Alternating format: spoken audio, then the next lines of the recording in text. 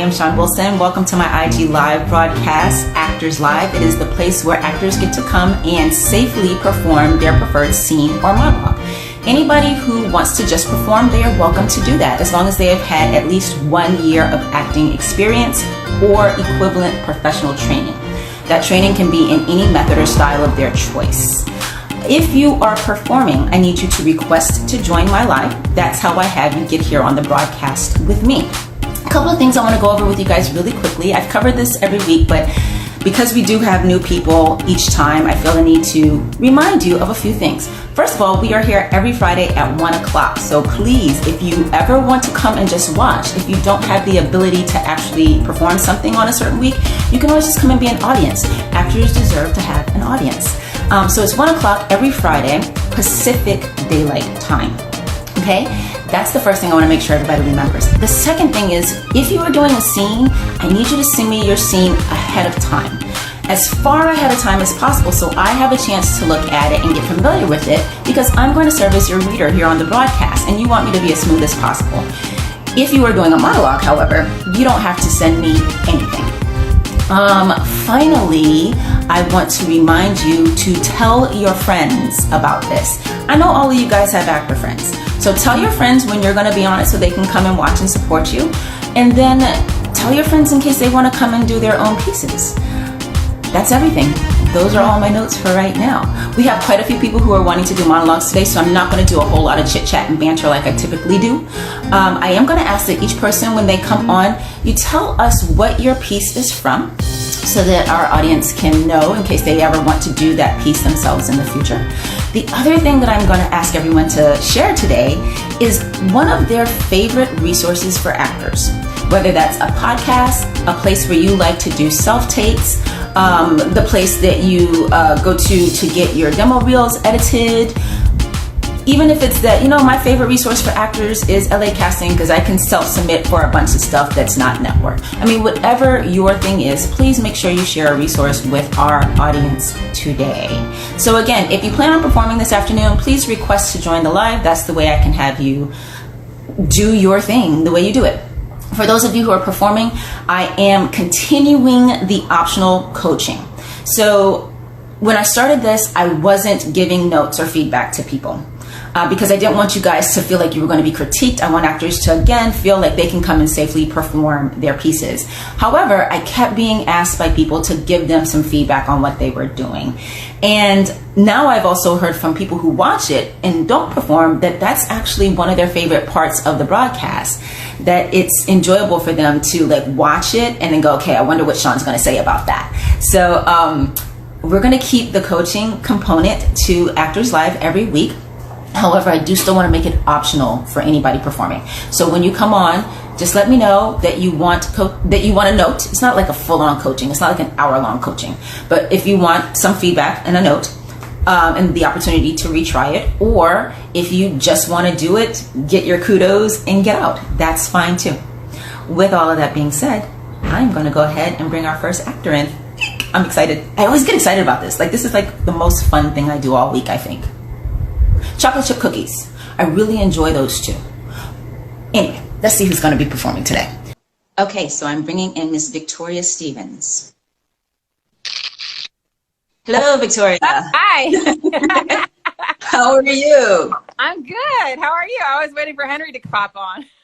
Before you start your piece, okay. Victoria, remind us where you're from.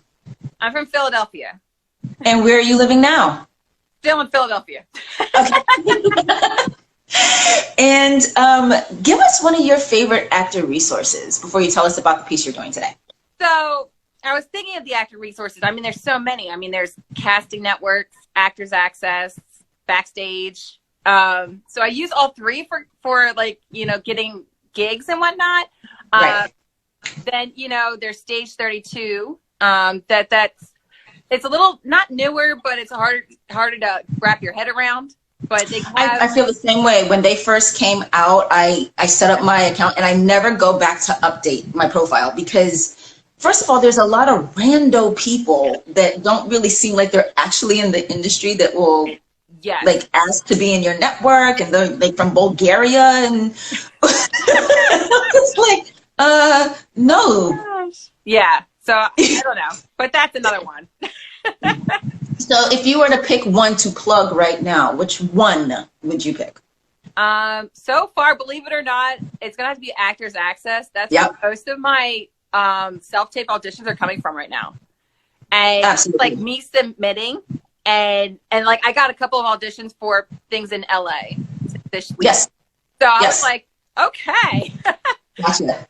So I just realized that I forgot to tell you guys my favorite actor resource right now, because this does change. But right now, the thing that I'm getting the most enjoyment from is a podcast by an acting teacher who's usually based in Los Angeles, but actually does travel around the world. He's sometimes doing classes in Australia, in Canada, and of course, right now with the whole COVID deal, he's doing everything online.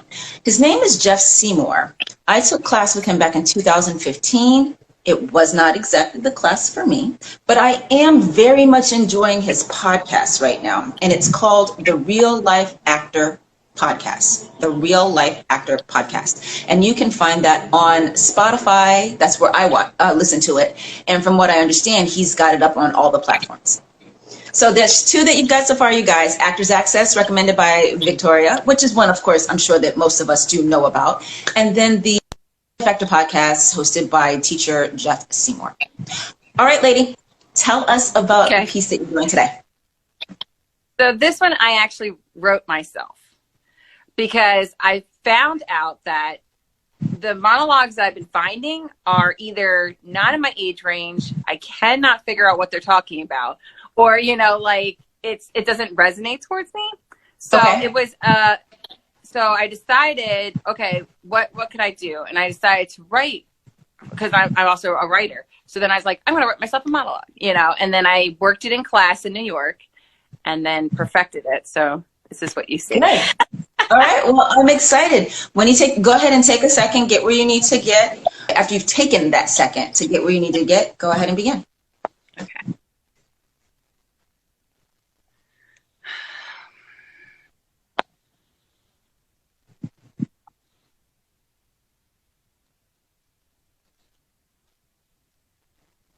It was supposed to be the most joyous day of my life. The day that we all look forward to. Your baby is born. And yet mine I regretted. I wasn't prepared for the pain, and I'm not talking about the physical pain. That I could handle. I went to the hospital, and the doctor stuck me 6 times with the epidural needle. The nurse told me that my back looked like a battlefield. And I looked up at the ceiling, hoping that someone would come and help me. But no one came. And I realized that I was going to go through this pregnancy alone, and now I'm going to go through the labor alone as well. After a while, it was time, and the baby was pushing and pulling out of this hole that was way too small for his body. But then you heard the baby cry. And the doctor said, "Do you want to hold him?" And I knew that this was going to be the day that I regretted for the rest of my life. Because no one knew that there was a couple outside the door who was going to take my baby. It was a decision I made long ago. And I thought I was going to be an unfit mom, that I couldn't handle him. So then I hand him over to her. And they leave. And everyone follows with them. And I'm there again, alone, by myself, where I started. And I could still hear the baby crying, because he was crying for me. He just wanted his mom back. And so you're asking me, is this the day that I will regret for the rest of my life? Well, yes, it is.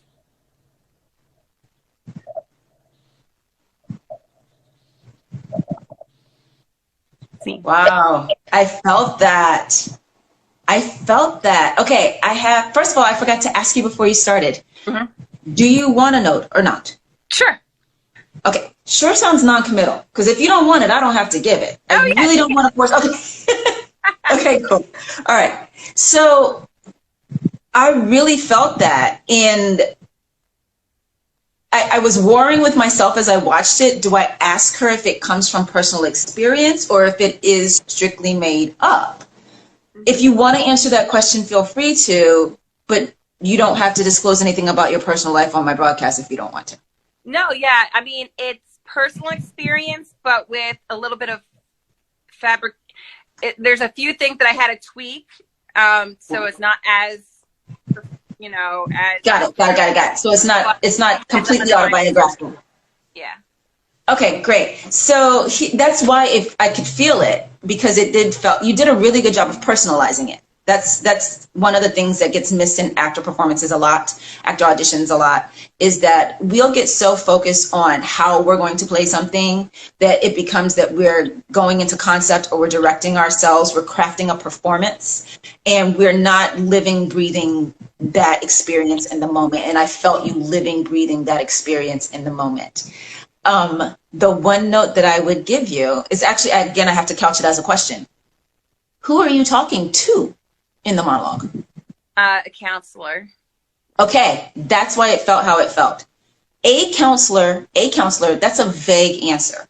So that's the one place in your monologue that was not specific. It wasn't clear to me who you were talking to or why. So to personalize that, pick someone from your real life.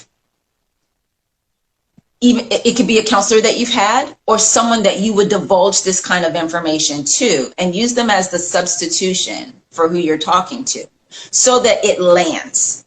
Or if you feel like you have to use an imaginary counselor, create that person in your head, like really create that person. What do they look like? How do they dress? Are you in their office? Make them as specific as all the rest of your details, because that's the only piece that was missing from this. That makes so much sense.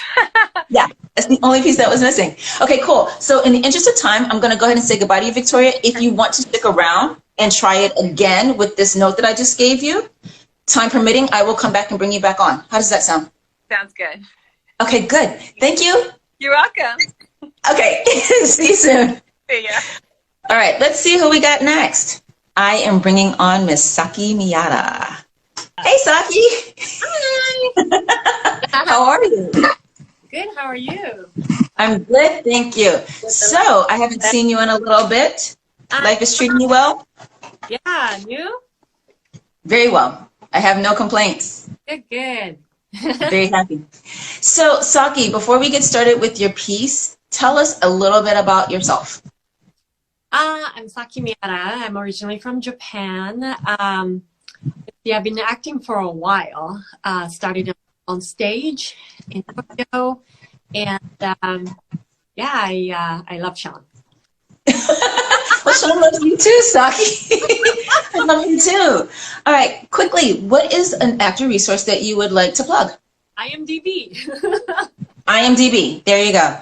For those of you who don't know, you can get a pro account through IMDb that gives you access to contact information for anybody else who has a pro account on IMDb. That includes your agents, managers, casting directors. So if you're looking to submit to an agency, or if you're wanting to add a casting director or associates to your network so that they know about new things that happen with you when you book something, IMDb Pro is the resource for that. Thank you, Saki. You have to have it as an actor. You have to have it. Yeah. And put the feel in there. Yeah. Okay, do you want a note after your scene or not? Yeah, I do. She wants a note. Okay, Saki is going to be doing a scene today from NCIS. She participated in the NCIS open call. So the character you're playing, are you playing Julia? You're going to do Julia? Julia B, yeah. Saki, take a second. When you're ready, begin.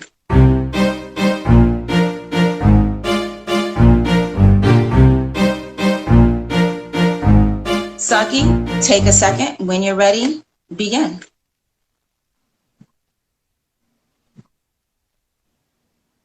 Am I supposed to know who that is? Does that mean you don't? No. Who is she? Some random my brother met on that dating app. Which dating app is that? All of them. He struck out with pretty much the whole internet. We found your brother's gun at her house. Your dead brother's gun. So did she kill him? She says she didn't. Is that all it takes to get away with murder? Corporal Alamonte hasn't gotten away with anything. But as far as we can tell, she and your brother don't even know each other. Well, he didn't have many friends. For those. Can you think of anyone who might have wanted to see him dead? I mean, besides himself, he tried suicide once. Of course, he failed at that too. Guess you won't be needing these. I take it you two weren't close. How'd you tell? Can we hurry this along? My phone's blowing up. Sorry if your brother's murder is interfering with your social life. Sarcasm, my favorite emotion. I'm heartless, I get it. The only reason I drove all the way here is because dear old dad wants his ring back. What ring would that be? Dad's signet ring. Joe never took it off. They were all both sentimental like that. Your brother wasn't wearing a ring when we found him.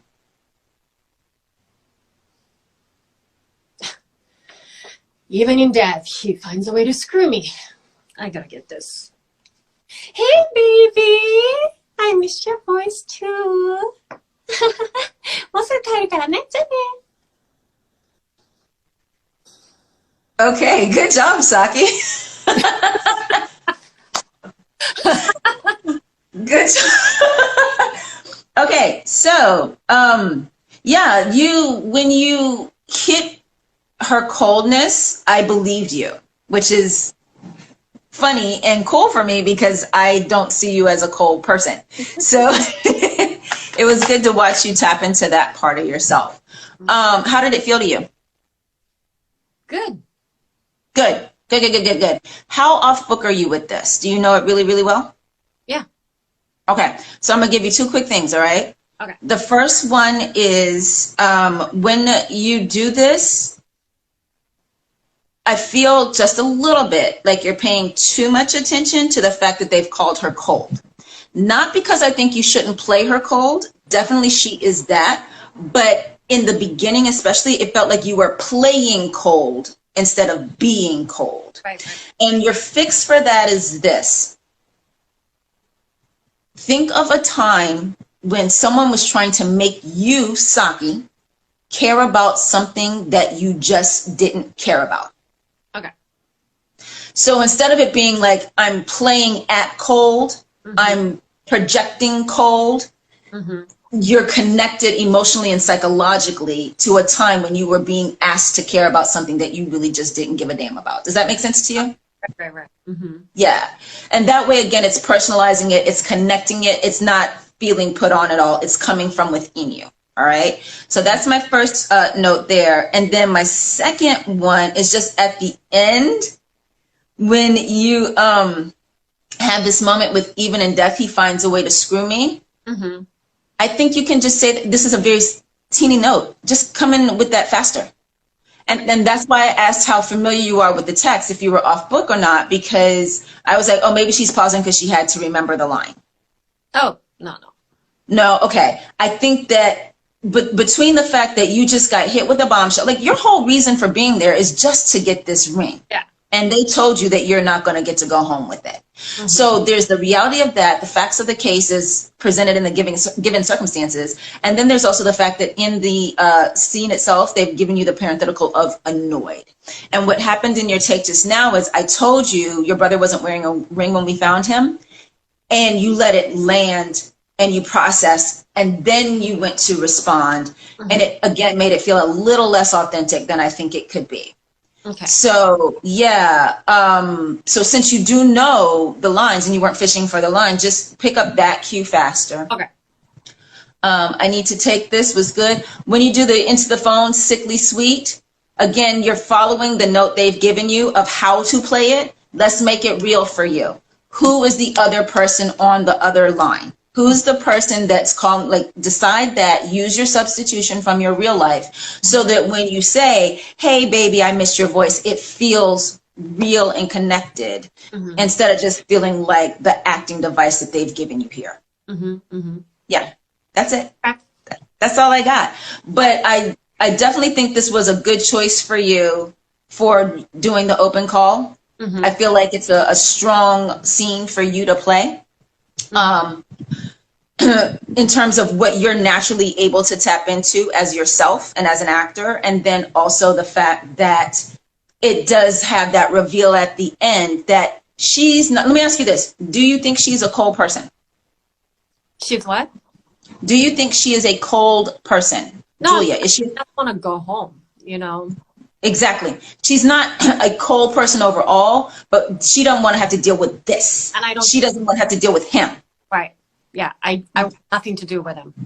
Right. And so that's why I feel, especially for that last line, the sickly sweet line, it's got to feel real. It can't feel put on because that's the real her.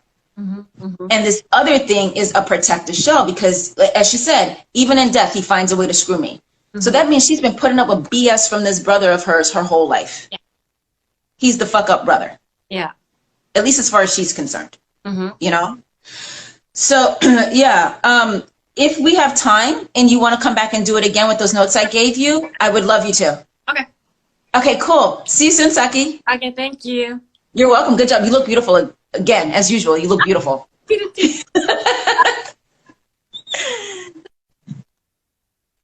Okay. So that was Miss Saki Miata. Let's see who's next.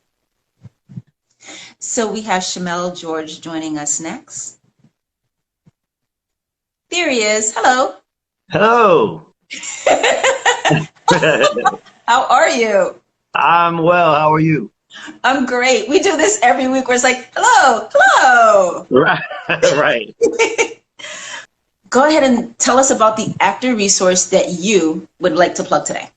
I use Backstage a lot and Actors Access, of course, the regulars. Another one, though, is Hollywood Casting and Film. What they have is for $12 a month, you get invited to all of the castings that they have. You can do your self-tapes there along with the reader, and they have all professional lightings and backdrops and the whole nine. So, and you can utilize it unlimited. So when you say that you have access to all the castings that they have, are you saying that they that you don't have to submit and that you just automatically get an audition spot? That's my understanding. That's my understanding. You're invited to each one of them. Okay. All right. Yeah. Now, do you want a note today or do you just want to do your piece? No, I'll take notes. Okay.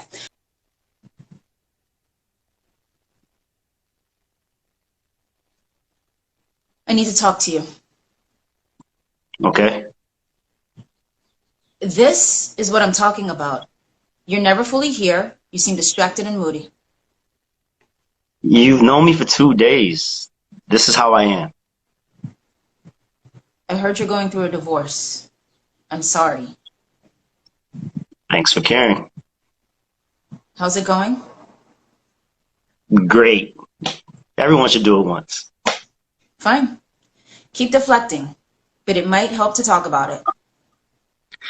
My wife says I'm moody, distracted, and never fully there. And I can't tell you how nice it is to come in here and have a conversation with my boss about the same thing an hour later. We had the same problem with my dad, you know.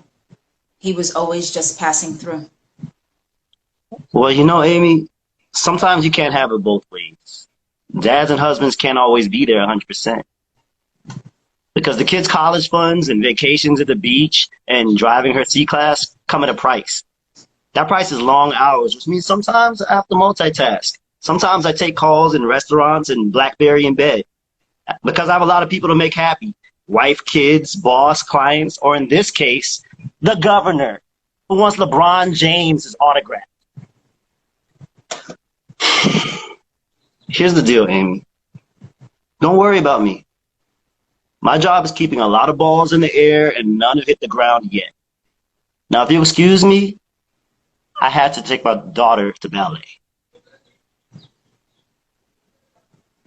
Okay, good. Good. This is what I like about what you do. Every single thing you do, when I'm working with you in the workout coaching sessions, or when you come here to Actors Live, it always feels as though it fits you. So I don't know if it's just that you are constantly choosing very well for yourself, which is a skill that we all need to be good at, or if it's something that you're internally doing once you've read the script and you're able to make it feel like it was written for you. Justin and I were just watching for whatever reason, I don't even know why, I had this desire to watch The Great White Hype again. This is a movie from like the 90s. I remember it. Yeah, I loved that movie back then so much. And I was like, you know what? I'm going to watch it again. And Justin indulged me. So we streamed that recently. And, you know, Sam Jackson is the lead in that film. And as we were watching it, I said to him, how is it he's able to make every role seem like it was written for him? Like everything he does, he feels like it was it was written for him. Like the words are just flowing out of him. And you have a similar quality in that regard, the ability to, it never feels like, oh, that's not a fit. Okay. So that's definitely my positive note for you. I'll give you a couple of quick constructive things.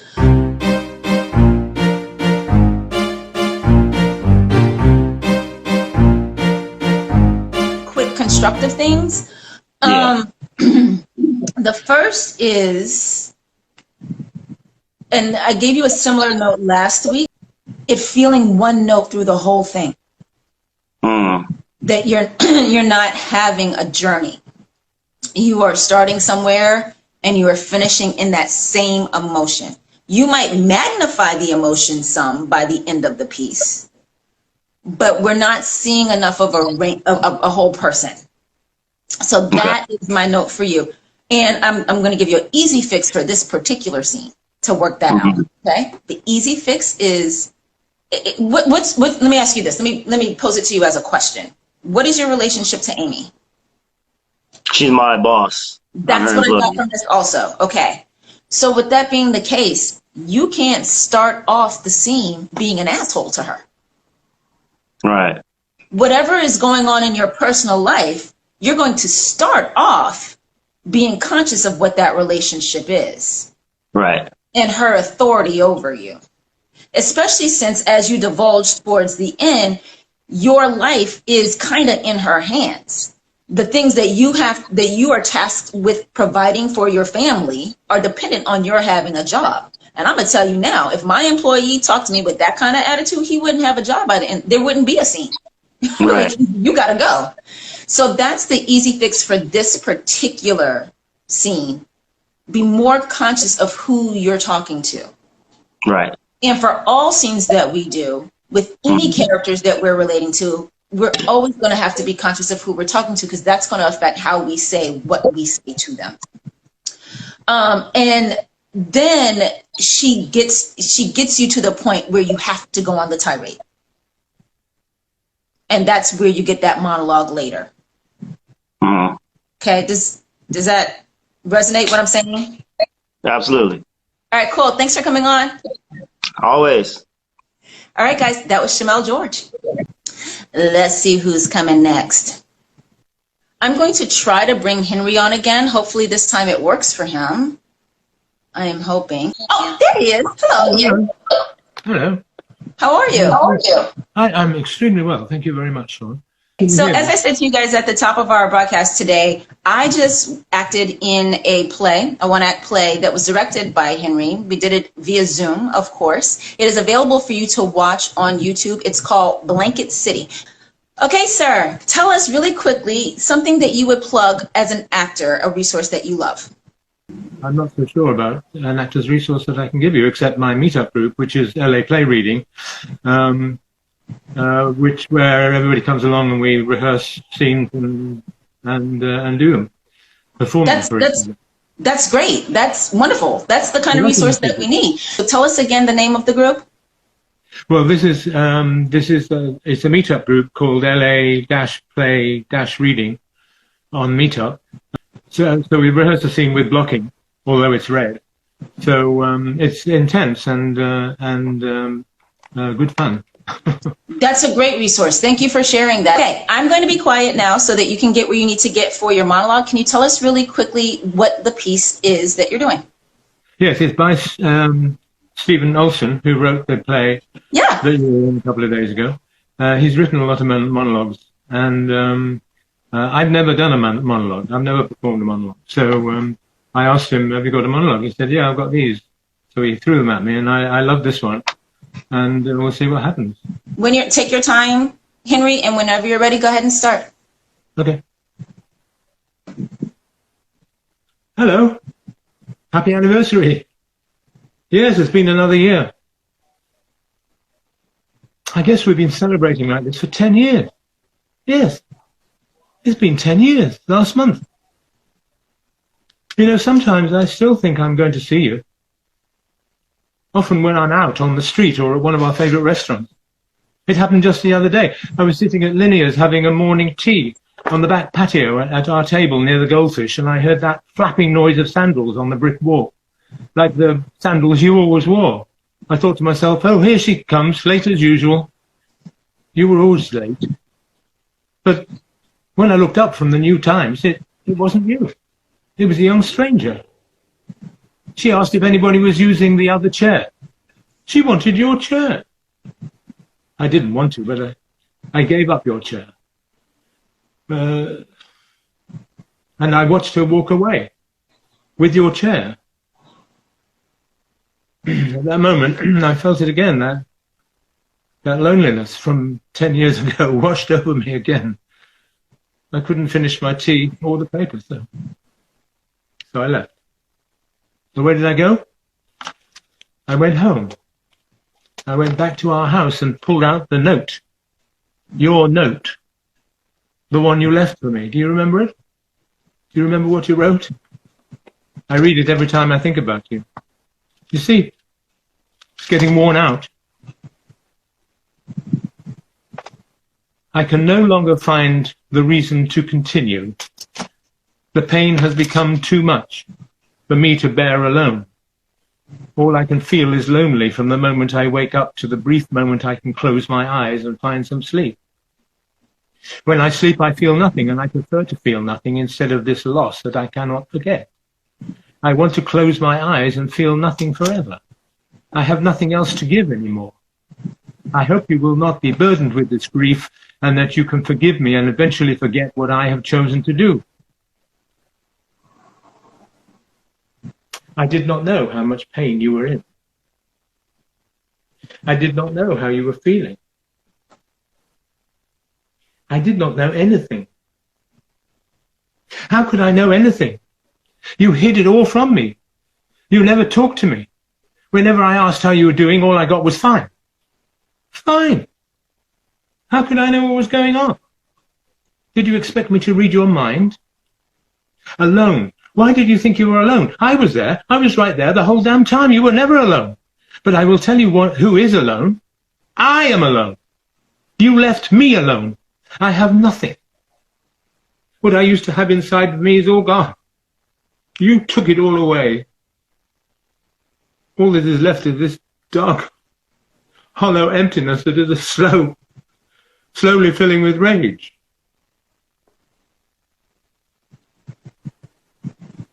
Maybe if I had held you more, you would not have felt alone. I'm sorry I did not do more. I'm sorry I did not know what to do. I'm also sorry that I cannot keep doing this. I just cannot come here anymore. I'm finished with all of this. This is the last time I celebrate our anniversary here. Next year I will go to Cafe Novo and sit by the creek. I will order a nice wine and sip it slowly. And maybe as I sip my second glass and watch the sunlight dance on the ripples of the creek, I will forget the choice you made. Your choice to be alone. Next year,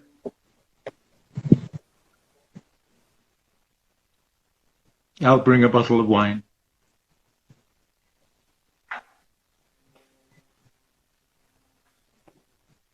Wow, yeah. So your director instincts show in your performance, and that you did something very well. I'm sorry, I didn't even ask you. Do you want to know?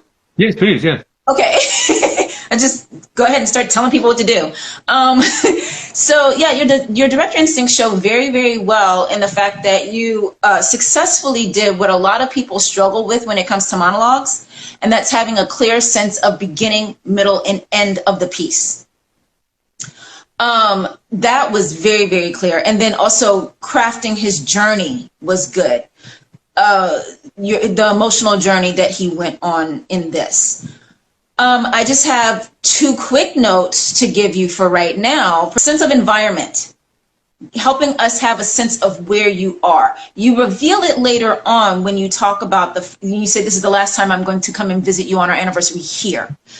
That makes it clear to us that you're in the cemetery. But the reason why I want to have a stronger sense of environment even before that moment comes is to help make the beginning make more sense to someone who's hearing it for the first time.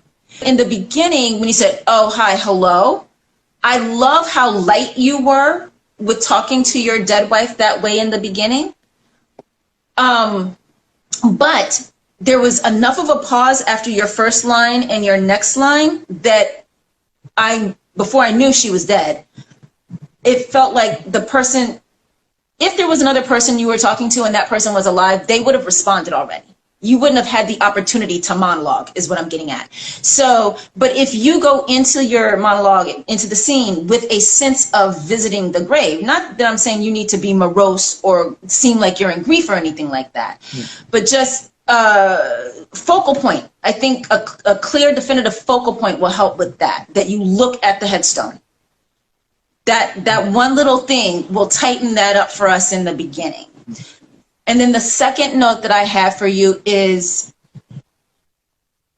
when you read this letter, even though you've talked about having read it so many times, I do think you would still be somewhat affected by it. Yes, I realized that time. I've read it a few times. I only had it yesterday, but I realized that time that the anger needs to build out of it. I think you've done a very good job. You do have anger that you give us at one point, and you did. And again, I like the parts where you're like flipping and kind of like, you know, like this is a day in the life kind of attitude. I love that you don't broadcast his anger at the beginning, that we get to watch you get there. I love that. The one part of this death that was missing from me, though, is any sadness at the loss of her. Right, right. So if you can find a place where you can let that vulnerability of his be exposed, I think that will help color it even more. Yes, and I think you're right. The letter is a good place to do that, because he says he reads it whenever he thinks of her. And so it certainly needs to start again, yes, with heartache. But I'm sorry, go ahead. And then really, then he's commenting after the letter is when it's really getting to him. Exactly. So like if you have any of the sadness in the reading of the letter, it can also be that sadness that you're holding back. So not that you give on full vent to tears, but that it's just underneath the surface. And then coming back to the choices that you've already made for what happens after reading the letter, where you are angry. How dare you say alone? I was with you. You were not alone. Yeah. I think that makes that land even stronger. Yeah. I agree. Yeah. I think that's a very good point you made. Yeah. Thank you. Thank you so much for coming on and sharing that piece with us today. I appreciate that. Thank you for having me. You're very welcome. I love all the comments that you're making. It's so brilliant. I mean, to everybody, it's just, oh yeah, right. Oh, fantastic. Thank you. Thank you. Yeah, I get so excited. Like when I do coaching with people, I oftentimes run long because I love the art so much. And the older I get, the more I enjoy watching it on others. And then when they give me the license to also help them craft what they're doing, it's like smack. I can't stop. I know. It's the director's high, isn't it? A little bit, yeah. All right. Well, thank you so much for coming on, Henry. I really appreciate you being here. Thanks a lot. Talk to you soon. Bye. This has been fun. Thank you for coming and playing with me as usual. We are here every Friday at 1 o'clock Pacific time on IG Live at Shon Wilson Official. Take care, you guys. See you next time.